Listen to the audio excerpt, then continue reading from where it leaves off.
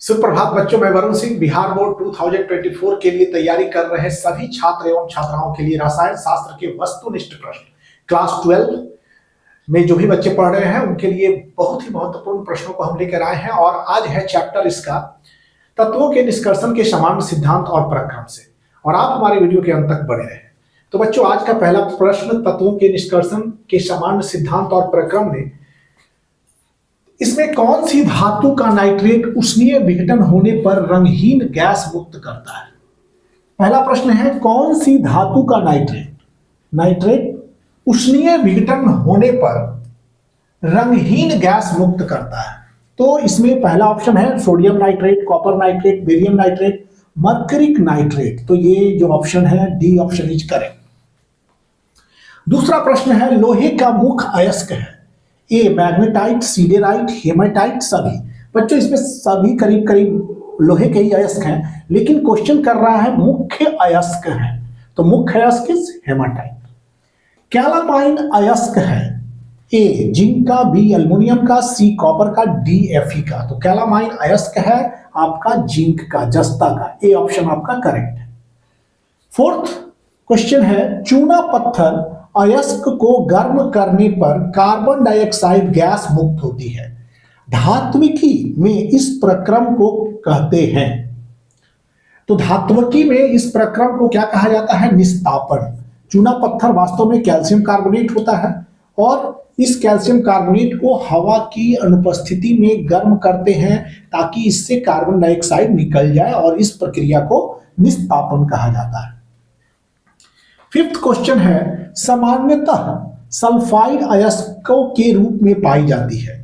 तो A option है AgCuPb, B option है सिल्वर, कॉपर और टिन, सी ऑप्शन है सिल्वर, मैग्नीशियम और लेड, डी ऑप्शन है एल्युमिनियम, कॉपर, लेड। तो बच्चों, हियर सिल्वर के अयस्क जो होंगे सल्फाइड के रूप में, कॉपर के अयस्क सल्फाइड और लेड के अयस्क, सो ए ऑप्शन जो होगा वो करेक्ट ऑप्शन होगा।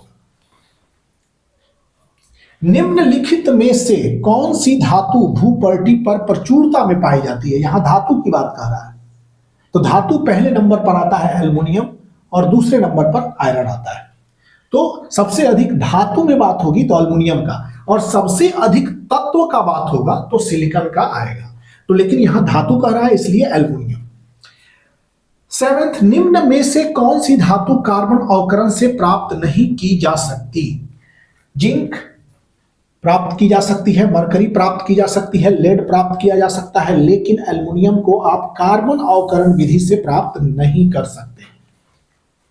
एट्थ क्वेश्चन है, निम्नलिखित में से किसके सांद्रण में फेन उत्प्लवन विधि का उपयोग होता है? तो बच्चों, फेन उत्प्लवन विधि में जिस अयस्क का उपयोग होता है वो है सल्फाइड अयस्क। सल्फाइड अयस्क का सांद्रण केवल और केवल फेन उत्प्लवन विधि से किया जाता है। नाइन्थ क्वेश्चन है, निम्नलिखित में कौन एक मेलेकाइट है? ए ऑप्शन में FuFeS2, कॉपर हाइड्रोक्साइड मैग्नेटाइट, और डी ऑप्शन में कॉपर कार्बोनेट और कॉपर हाइड्रोक्साइड के मिश्रण को ही मेलेकाइट कहते हैं। डी ऑप्शन करेक्ट है। एल्युमिनियम तथा टिन के अयस्क समानतः निम्न रूप में पाए जाते हैं।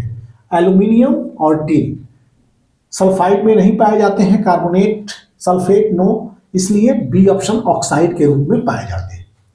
किस अयस्क में आयरन तथा कॉपर, लोहा तथा कॉपर दोनों होते हैं? क्यूप्राइट, चैल्कोसाइट, कैल्कोपाइराइट। कैल्कोपाइराइट का सूत्र CuFeS2, कभी इसको कॉपर पाइराइट भी कहते हैं। देखिए, इसमें आयरन भी है और कॉपर भी है। तो किस अयस्क में आयरन और कॉपर? तो सी ऑप्शन करेक्ट है। साइनाइड 12th क्वेश्चन है, साइनाइड प्रक्रम का प्रयोग किसके निष्कर्षण में प्रयुक्त किया जाता है 12th में? तो barium no, silver, boron, zinc. Option दिया गया A barium, B silver, C boron, D zinc. तो ऑप्शन होगा सिल्वर। अगर यहां सोना होता तो सोना और चांदी का निक्षालन जो होता है वो साइनाइड प्रोसेस से होता है। 13th क्वेश्चन है, सिल्वर युक्त अयस्क है galena, A option, D B dolomite, C magnetite और डी लिमोनाइट। तो ए ऑप्शन गैलेना जो होगा इसका सही जवाब होगा। 14th क्वेश्चन है, सोना तथा चांदी के निष्कर्षण में साइनाइड आयन से निक्षालन होता है। सोना और चांदी का निष्कर्षण में साइनाइड आयन द्वारा निक्षालन होता है। निक्षालन एक सांद्रण की विधि है। चांदी को बाद में पुनः प्राप्त करके इसके द्वारा किया जाता है चैडन से विस्थापन। यही आंसर सही है, जिंक से इसको विस्थापित किया जाता है।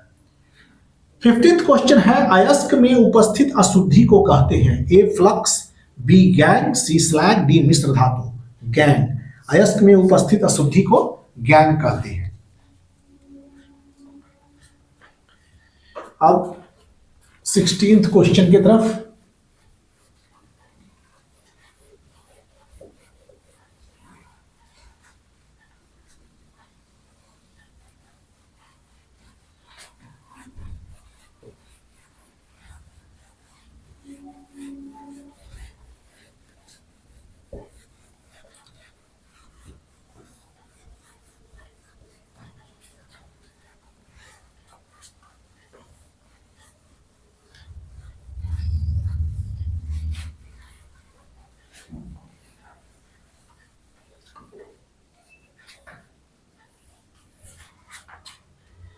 सिक्सटीन्थ क्वेश्चन है,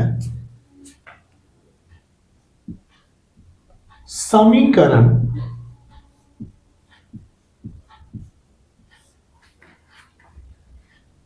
12th बोर्ड के लिए क्वेश्चन है। 4m plus 8cn minus 2h2o plus O2, ये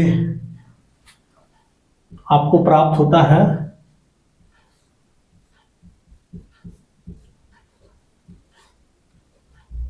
4OH माइनस, यहां पर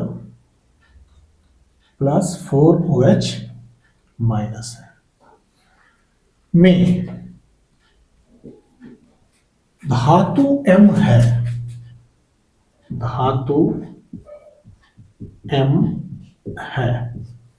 ए ऑप्शन है कॉपर, बी ऑप्शन है आपका आयरन, सी ऑप्शन है आपका सोना, डी ऑप्शन है आपका जेडन। तो ऑप्शन आंसर इसका क्या हो जाएगा कि देखिए यहां साइनाइड विधि द्वारा निक्षालन, और इसका किसके द्वारा होता है, सोना और चांदी से। सिल्वर होता तो से एजी लिखते, एजी भी सही होता, सोना और चांदी, तो सी ऑप्शन आपका करेक्ट हो जाएगा। 17th क्वेश्चन है, भूपर्टी पर सर्वाधिक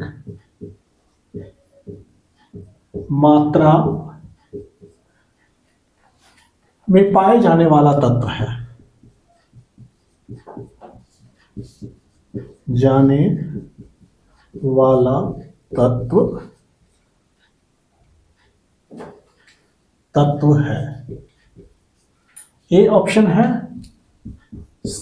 SI, बी ऑप्शन है आपका जिंक, डी ऑप्शन है आपका आयरन।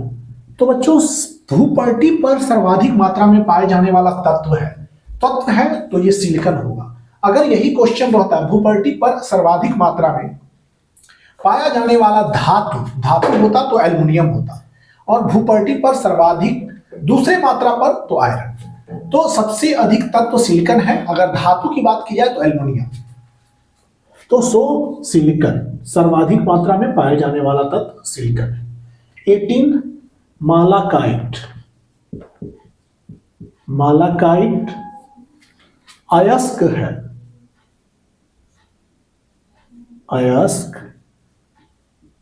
है, ए है लोहा,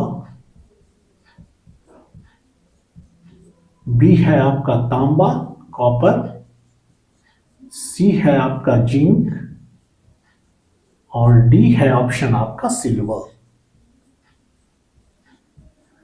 तो बच्चों मालाकाइट किसका अयस्क होता है, malachite is an ore of copper, malachite copper का अयस्क है। A 19th question, copper pyrite right का सूत्र है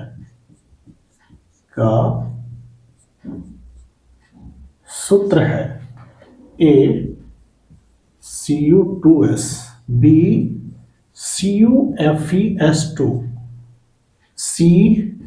CuFeS, D Cu2Fe2S2।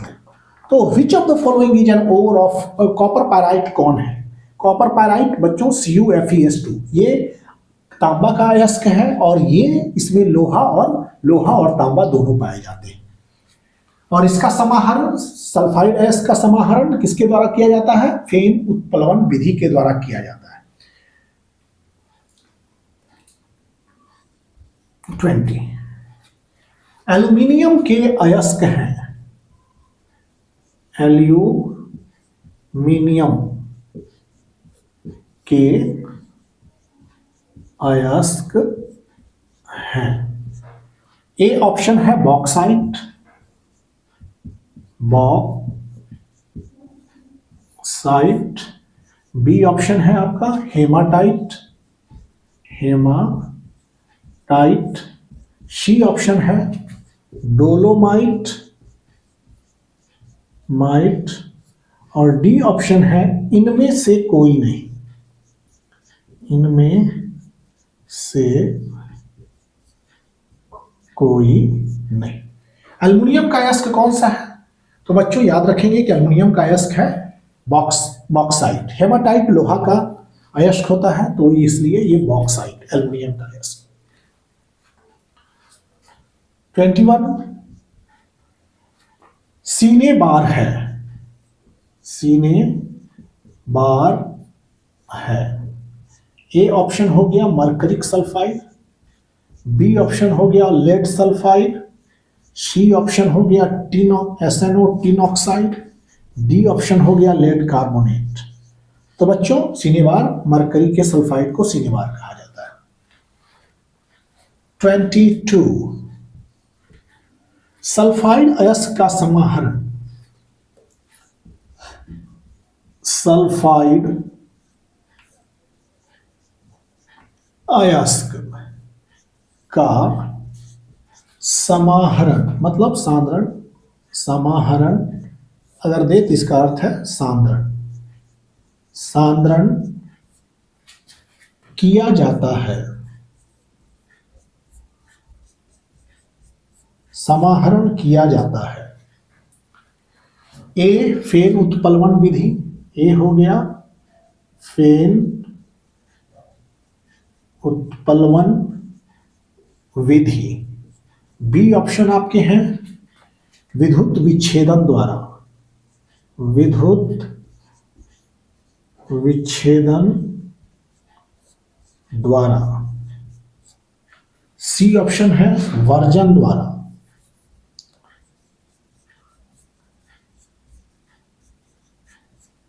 और डी ऑप्शन हो गया आपका, डी ऑप्शन में हम लेते हैं इनमें से कोई नहीं, इनमें से कोई नहीं।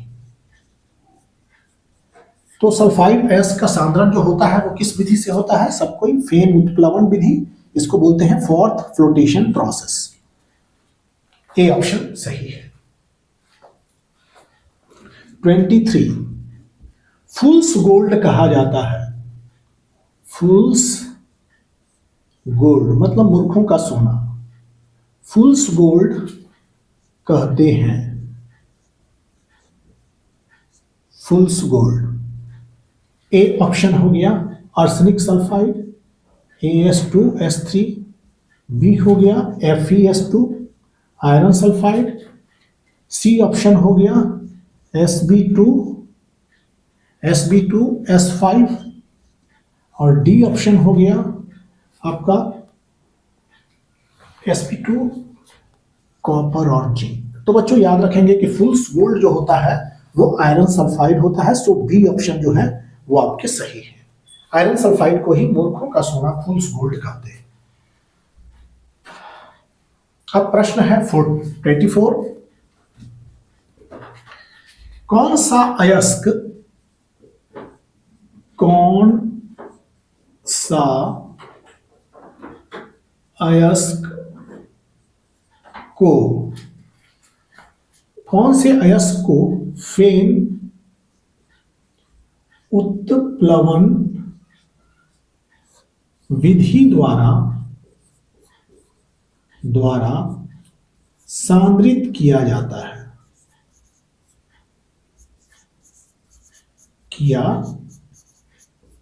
है, किस अयस्क को आप फेन उत्प्लवन द्वारा सांद्रित करेंगे? तो पहला है हेमेटाइट, ए हो गया हेमेटाइट। बी ऑप्शन हो गया आपका मैग्नेटाइट,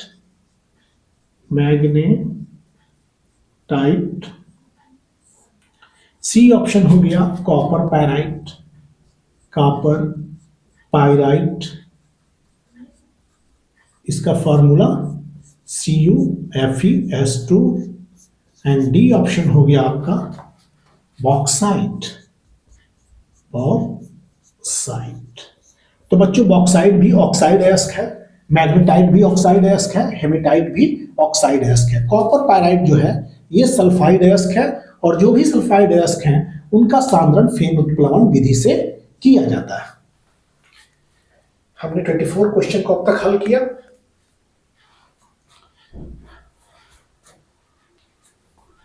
अब अगले क्वेश्चन में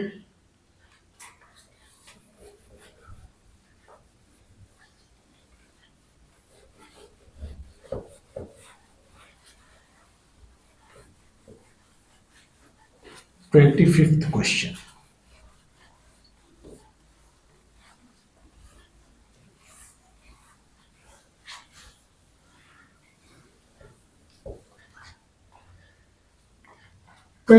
में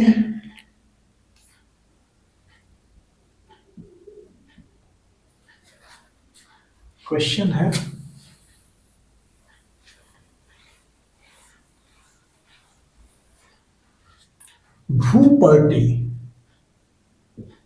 भूपर्टी पर बहुत सारे तत्व होते हैं। भूपर्टी में बहुत से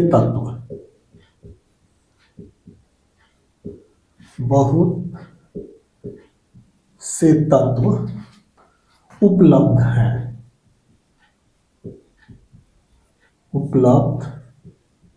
है, परंतु सबसे अधिक प्रचुरता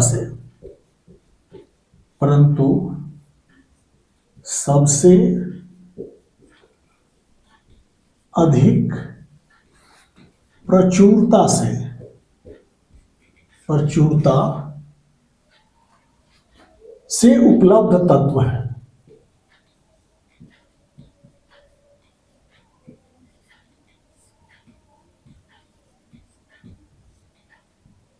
अधिक प्रचुरता से उपलब्ध तत्व है।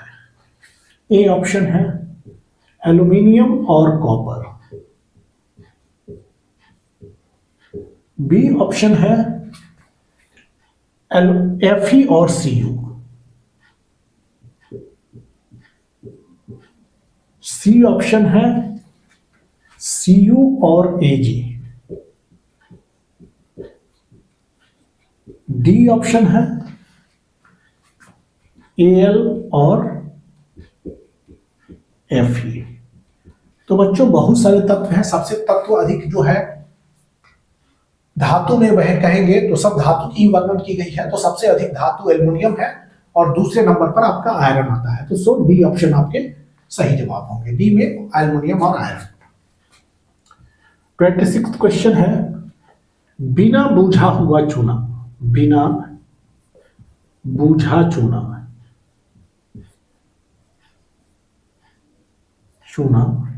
को जब जल में डाला जाता है,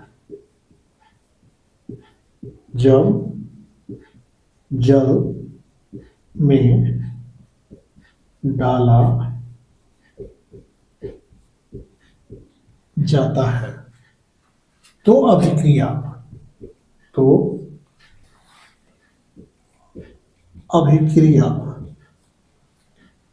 कैसी होती है? ए ऊष्माक्षेपी, बी ऑप्शन है ऊष्माशोषी, और सी ऑप्शन है विस्फोटक, और डी ऑप्शन है इनमें से कोई नहीं, से कोई नहीं। तो बच्चों बिना बूझा चूना calcium oxide when comes in contact with water it forms calcium hydroxide। बिना बूझा चूना को क्विकलाइम कली चूना इसको बोलते हैं, और ये जो है जल से अभिक्रिया करके बूझा, ये बूझा चूना हो गया, बूझा चूना, और ये हो गया बिना बूझा चूना। तो plus large amount of heat, बहुत ज्यादा हीट निकलता है, तो हीट निकलने की प्रक्रिया ऊष्माक्षेपी होती है। तो ये हो गया बिना बूझा चूना, बिना बूझा चूना। बिना बूझा चूना को जल से अभिक्रिया कराने पर अभिक्रिया ऊष्माक्षेपी होती है। अब प्लस हीट मतलब कि बहुत ज्यादा हीट निकलता है, देखते हैं गर्म हो जाता है पूरा।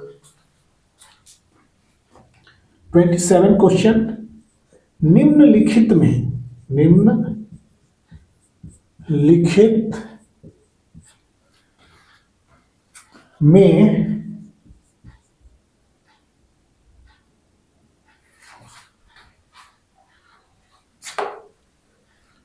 निम्नलिखित में कौन सी धातु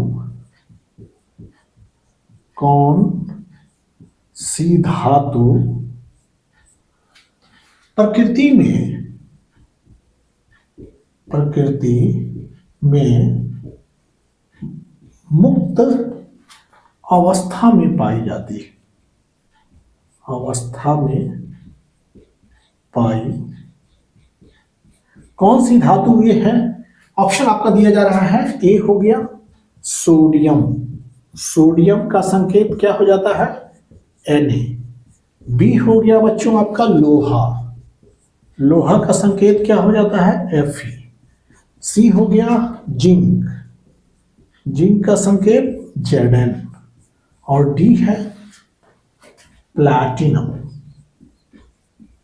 प्लैटिनम एटॉमिक नंबर 78 और Pt। तो बच्चों कौन प्रकृति में मुक्त अवस्था में पाए जाने वाले धातु जो कि किसी से अभिक्रिया नहीं करते हैं, वो हो गया सोना है आपका, प्लैटिनम है आपका, ये कभी अभिक्रिया नहीं करते हैं, ये मुक्त अवस्था में पाए जाते हैं। अगर बहुत ज्यादा प्रैक्टिस आपने सोना के साथ किया होगा तो प्लैटिनम को भी याद रखिएगा। अगर प्लैटिनम देता है तो आप प्लैटिनम को ऑप्शन मानेंगे, अगर सोना देता है तो सोना को ऑप्शन लेंगे। प्लैटिनम सोना दोनों देता है तो दोनों ही ऑप्शन होंगे। अगर यहाँ पर हम सोना दे दे, यहाँ पर सोना, यहाँ प्लैटिनम, और डी में लिख दे बी और सी दोनों, तो बी और सी दोनों होगा आपका। तो यहाँ केवल प्लैटिनम की बात की गई है तो प्लैटिनम। 28 क्वेश्चन, उत्प्लवन विधि से, उत्प्लवन विधि से अयस्क को सांद्रित करने में, अयस्क को सांद्रित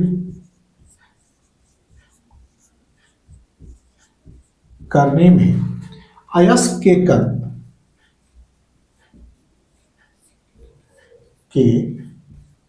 कण झाग के साथ तैरने लगते हैं। अयस्क के कण झाग के साथ तैरने लगते, अयस्क के कण झाग के साथ तैरने लगते हैं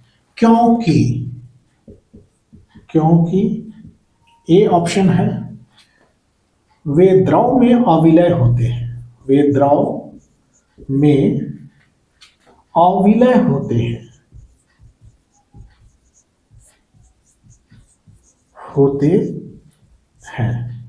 बी ऑप्शन है वे द्रव में आसानी से नहीं भीगते, वे द्रव में आसानी से नहीं भीगते, वे द्रव में आसानी से नहीं भीगते। सी वे हल्के होते हैं, वे हल्के होते हैं, वे द्रव के साथ अभिक्रिया नहीं करते। डी ऑप्शन है वे द्रव के साथ अभिक्रिया नहीं करते। तो बच्चों को यहां पर देखेंगे कि उत्प्लावन विधि से अयस्क को सांद्रित करने में अयस्क के कण झाग के साथ तैरने लगते हैं। अब क्योंकि वे, ऑप्शन पहला है, वे द्रव में अविलय होते हैं, ये सही नहीं है। वे द्रव में आसानी से नहीं भीगते, ये सबसे महत्वपूर्ण जवाब है। ऑप्शन बी जो है वो आपका सही जवाब हो गया।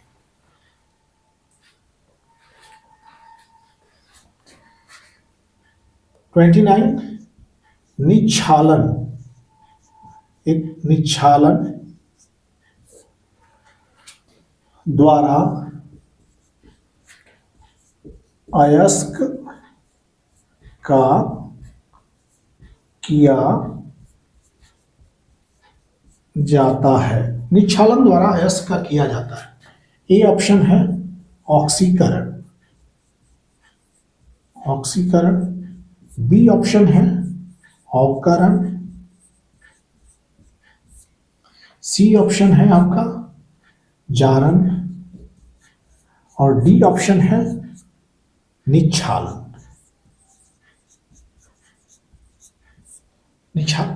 निच्छालन द्वारा किया जाता है, डी ऑप्शन यहां पर देना पड़ेगा तब सांद्रण। तो बच्चों निच्छालन एक सांद्रण केमिकल प्रोसेस ऑफ कंसंट्रेशन है, सांद्रण की रासायनिक विधि है। तो ये सांद्रण निच्छालन द्वारा अयस्क का सांद्रण होता है। 30 हेमाटाइट से लोहा प्राप्त करने के लिए, लोहा प्राप्त करने के लिए चूना पत्थर का उपयोग, चूना पत्थर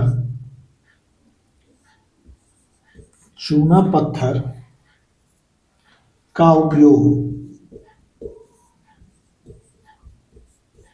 उपयोग किस रूप में किया जाता है?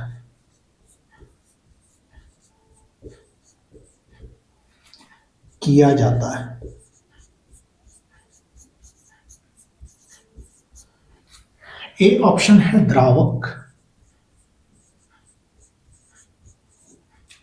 बी ऑप्शन है धातुमल, सी ऑप्शन है अवकारक और डी ऑप्शन है आपका ऑक्सीकारक।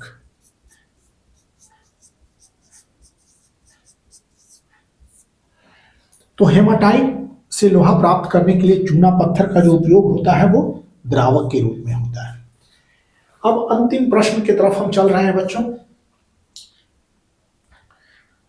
आज का अध्याय 6 तत्वों के निष्कर्षण के सामान्य सिद्धांत एवं प्रक्रम, क्लास 12 फाइनल एग्जाम्स के लिए।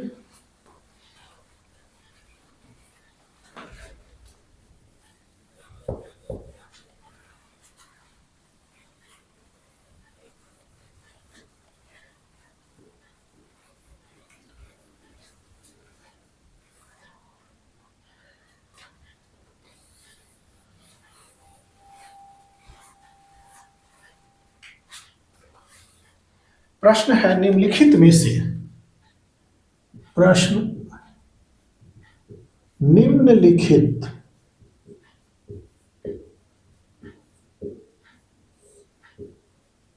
में किसमें धातु और उसके अयस्क में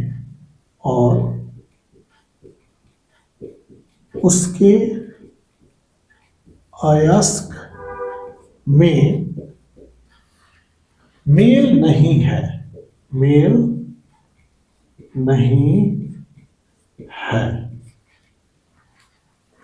ए कॉपर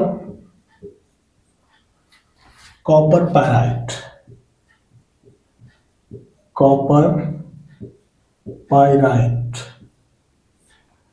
बी है आपका जिंक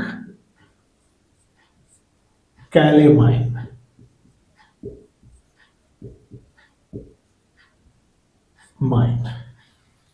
कैलामाइन,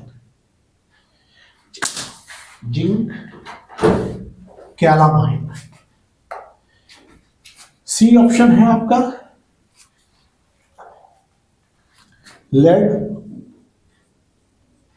कार्नालाइट, लाइट। और डी ऑप्शन है आपका लेड गैलेना। तो बच्चों इसमें धातु और अयस्क, देखिए यहां कॉपर, ए ऑप्शन में कॉपर का अयस्क होता है कॉपर पायराइट, ओके ये सही है। जिंक का अयस्क होता है कैलेमाइन, ये सही है। लेड का अयस्क कार्नालाइट नहीं होता है, लेड का अयस्क गैलेना होता है। तो आंसर कौन सही अयस्क में मेल नहीं है, तो मेल नहीं है आपका सी ऑप्शन, आंसर सी हो गया। तो बच्चों अध्याय 6 तत्वों के निष्कर्षण के सामान्य सिद्धांत और प्रक्रम क्लास 12 के केमिस्ट्री का 6 चैप्टर से जो महत्वपूर्ण ऑब्जेक्टिव क्वेश्चन थे वो यही समाप्त हो रहा है।